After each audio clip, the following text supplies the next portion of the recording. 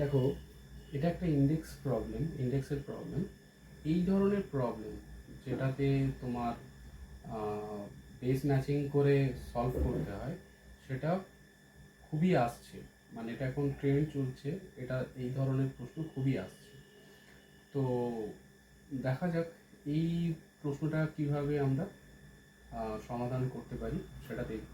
এখানে বলা হয়েছে 146 base to the power 0.93 equals to x, 146 base to the power 0.22 equals to Y.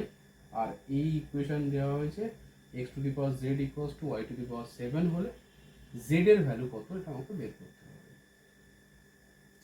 তাহলে আমি এক্স এর ভ্যালু ওয়াই এর ভ্যালু এখান থেকে বসিয়ে দিচ্ছি ইকুয়েশনে।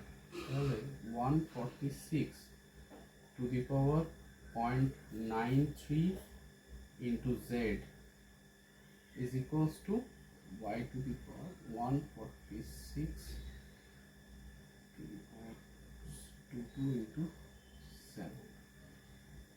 সেক্ষেত্রে আমাদের যেহেতু বেস দুটো ইকুয়াল আছে, তাহলে আমরা ডিরেক্ট লিখতে দিতে পারি 0.93 into z is equals to 0.22 into 7।